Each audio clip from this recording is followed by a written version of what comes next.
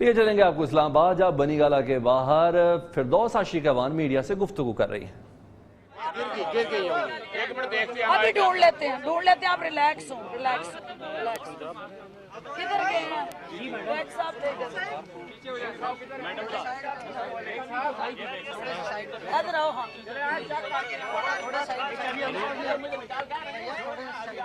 چلو بیٹے اب بس کرو نا، کر لیتے ہیں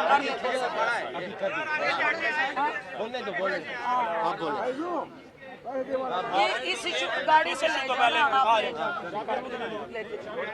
آپ کو چابی دے دینا پولیس والے۔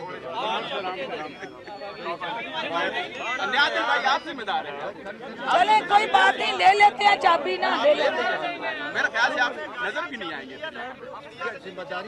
میری گاڑی کی چابی چاہیے۔ گاڑی سے نکالی ہے، دین ان کی چابی پولیس سے لے جائیں گے۔ میں تھیٹر لایا سارے نے۔ میڈم مبارک ہو جی۔ بسم اللہ الرحمن الرحیم۔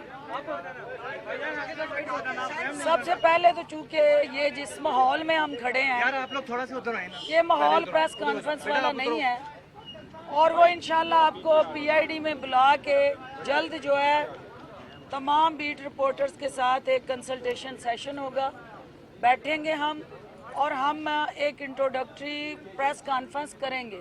اور جو چونکہ آپ صبح سے ادھر کھڑے ہیں اور آپ چاہ رہے ہیں کہ بھی بنی گالہ کے اندر جو میٹنگز ہیں ان کو کس طرح آج خان صاحب نے چیئر کیا ہے، وہاں کیا ہوا ہے، میں چونکہ پہلی انٹریکشن ہے تو میری جو ہے وہ خواہش یہ ہے کہ آپ لوگوں کو ایک باعزت طریقے سے یہاں بیٹھنے کی، کھڑے ہونے کی جگہ ملے۔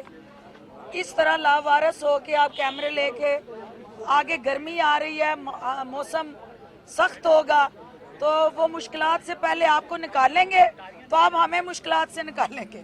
تو بہرحال میں خان صاحب کی شکر گزار ہوں، پاکستان تحریک انصاف کی شکر گزار ہوں کہ آپ لوگوں کی اور میری پارٹنرشپ انہوں نے بنائی ہے۔ جو میڈیا ہے وہ ہمیشہ میری اسٹرینتھ رہا ہے، اور میں سمجھتی ہوں کہ پاکستان تحریک انصاف کی سب سے جو strong we are the media product P T I جو ہے وہ آپ لوگوں نے خان صاحب کو، پاکستان تحریک انصاف کو اس گلے سڑے سسٹم کے خلاف جدوجہد کرنے کے لیے آپ نے سب سے زیادہ سپورٹ اور پروموٹ کیا، اس لیے آپ سب سے بڑے سٹیک ہولڈر ہیں میڈیا جو ہے، اس لیے جو آپ سے ریلیٹڈ کنسرنز ہیں، ایشوز ہیں، چیلنجز ہیں، میں اس پہ بریفنگز لے رہی ہوں، اور آپ لوگوں کے تمام میڈیا ہاؤس جو ورکرز ہیں، جو مختلف پریس کلبز ہیں، مختلف ایسوسیشنز ہیں، ان کے ساتھ جڑے جو چیلنجز اور مسائل ہیں اس پہ ہم علیحدہ بات کریں گے اور ایک ڈیفرنٹ انوائرمنٹ میں بات ہوگی۔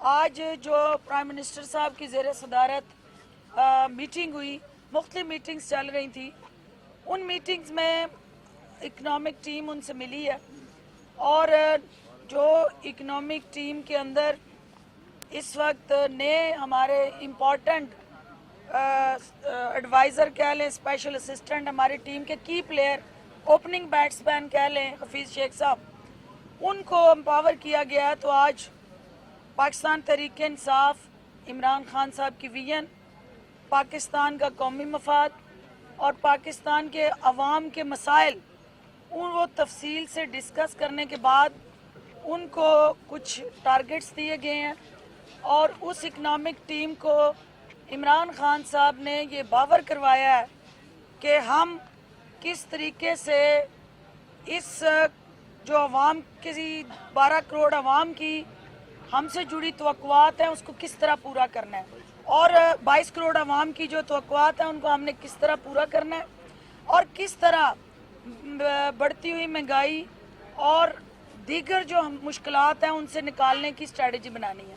تو نئی اکنامک ٹیم کو ذمہ داریاں دی گئی ہیں، ٹارگٹس دیے گئے ہیں، اور وہ ڈیفائن کر دیے گئے ہیں کہ کس طرح انہوں نے آپ کو، ہمیں، اس پاکستان کو مشکلات سے نکالنا ہے۔ دوسری امپورٹنٹ بات جو تھی وہ چونکہ پرائم منسٹر جو ہیں 2 امپورٹنٹ ممالک کے دورے کرنے جا رہے ہیں، ایک ایران ہے اور ایک چائنا ہے۔ कल चूँकि प्राइम मिनिस्टर का कोयटा का विज़िट है और उस हवाले से तफसील से बात हुई, उन दौरों की अहमियत को देखते हुए तरजीहात तय हुई और वो हम आपको अनकरीब जो है ऑन बोर्ड लेके उन दौरों की तफसीलात शेयर करेंगे। और कोयटा के अंदर कल हाउसिंग प्रोजेक्ट का इफ्तिताह होने जा रहा है और उसके साथ साथ जो अनफॉर्चुनेट इंसिडेंट्स हुआ उसकी ताज़ियत के लिए भी जाएंगे। और जो इम्पोर्टेंट आपके लिए ख़बर है कि उमर अयूब साहब को मिनिस्ट्री पेट्रोलियम का एडिशनल चार्ज दिया जा रहा है और एक हार्मनी क्रिएट की जा रही है कि जो डिस्कनेक्ट कहीं पे पब्लिक ये फील करती है कि उनकी तवक्कुआत, उनके जज्बात, एहसासात की तर्जमानी और हुकूमत वक्त के तरजीहात कहीं गैप है, तो उसको प्राइम मिनिस्टर ने नंबर 1 एजेंडा रखा है कि किसी तरह भी पाकिस्तान के अवाम के मसाइल पे कोई कंप्रोमाइज़ नहीं है और सबसे ज़्यादा इस चीज़ को इंश्योर किया जाए कि आने वाले रमज़ान में हम लोगों को रिलीफ दें और उसके लिए स्ट्रेटजी बनाई जाए और मुख्तलिफ वजारतों को मुख्तलिफ टारगेट्स दिए गए हैं ताकि रमज़ान में लोड शेडिंग के हवाले से आपकी ज़रूरत की जो अशिया है, सरफ हैं, उनके हवाले से जो मनपसंद महंगाई का एक तूफ़ान आता है हर इंडिविजुअल लेवल पे, उसको रोका जाए और एक जॉइंट स्ट्रेटजी सूबों के साथ मिल के बनाई जाए ताकि आवाम को रिलीफ मिले और उनकी मुश्किलात कम हो। बहुत शुक्रिया। अच्छा मैम, असद उमर को मनाने की जो जिम्मेदारी है वो किसकी लगाई गई है? ये भी क्वेश्चन मैम, मनाने की जरूरत जी मैं जवाब दे लूँ बेटी। बात ये है कि मनाया उसको जाता है जो रूठे, जो घर का फर्द हो और टीम का इम्पोर्टेंट प्लेयर हो, वो मनाने की ज़रूरत नहीं होती। इंशाल्लाह he will be back soon defending the vision of Imran Khan and supporting the vision of Imran Khan. एक सवाल अपने बलूचिस्तान का कहा ना जी जी, देखिए यही आज आपकी जो है वो इकनॉमिक टीम के साथ कंसल्टेशन थी, यही वो रिफॉर्म एजेंडा था कि भी आपने किस तरह से वो प्रायोरिटीज़ इमरान खान साहब की, प्राइम मिनिस्टर ऑफ पाकिस्तान की जो तरजीहात हैं उनके साथ वो एक्शंस जुड़ें, वो कोई सेपरेट जो हैं वो एक्शंस ना हों, वो एक्शंस जुड़े होने चाहिए विद दी उनके words they should not be stronger, actions they should be stronger than words.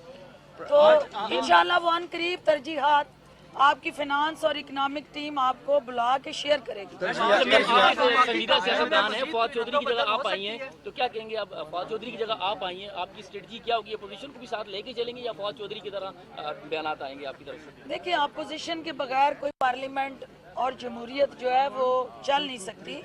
Opposition इस जमहूरी कल्चर के अंदर बहुत इम्पोर्टेंट उसका रोल है, लेकिन अपोजिशन को भी अपना रोल जिम्मेदारी से अदा करना है।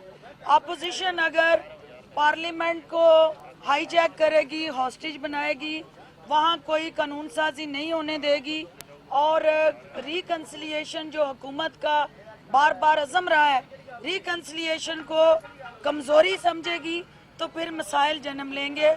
मेरी ये ख्वाहिश होगी कि अपोजिशन को ऑन बोर्ड रख के वो हमें मुस्बत तजावीज़ दें, जिस हाल में पाकिस्तान को पहुँचा के गए हैं उसको सेटल करने के लिए क्या लाए अमल बनाया जाए और अपोजिशन उस पूरे इशू को सेटल करने में अपना किरदार अदा करे और हमारी तरफ से अपोजिशन को मुकम्मल सपोर्ट मिलेगी, प्रोवाइडेड कि अपोजिशन पाकिस्तान के अवाम के मसाइल के तदारक के लिए हुकूमत के साथ खड़ी है। आज के इजलास में फवाद चौधरी समेत कुछ वज़रा ने शिरकत नहीं की, तो क्या फवाद चौधरी नाराज हैं? जिनके कलंदर तब्दील हुए वो नहीं आए। देखिए, ये स्पोक्स पर्सन मीटिंग थी और स्पोक्स पर्सन मीटिंग में सारे मिनिस्टर और स्पोक्स पर्सन मीटिंग का हिस्सा नहीं, ये कैबिनेट मीटिंग नहीं थी। फवाद चौधरी साहब चूँकि स्पोक्स पर्सन उस कमेटी का हिस्सा है, उन्होंने बता दिया था कि यहाँ he was traveling to Lahore. He was not in Islamabad. अगली मीटिंग में he will be part of that strategy. एक सवाल मीडिया के एक सेकंड तरजीहात खड़े होके करें ना, उनको आगे खड़े ना ना. अच्छा तरजीहात की बात की ना, Balochistan should be on top of the list मेरे ख्याल में, क्योंकि जो इंटरनेशनल प्लेयर्स हैं वहाँ पे जो हो रहा है जी जी पंजाब से ज़्यादा इंपॉर्टेंस मेरा ख्याल है बलूचिस्तान को दी जाए। जी जी मेहरबानी जी, अच्छी सजेशन. मीडिया के हवाले से 9 माह हो गए हुकूमत को तकरीबन, तो मीडिया जो बड़ा बहुत ख़राब सूरत हाल चल रही है, वर्कर्स की भी और अखबारात और इलेक्ट्रॉनिक मीडिया, इसको किस तरह एतमाद मिलेंगी? लोगों का एतमाद इतना ख़राब हो चुका है, अब मीडिया के हालात बहुत ज़्यादा ख़राब हो चुके हैं आम आदमी. देखिए ये बहुत इम्पोर्टेंट सवाल है आपका और ये वैलिड कंसर्न है. हम आपको इंगेज करने जा रहे हैं, कन्फ्रंट करने नहीं जा रहे.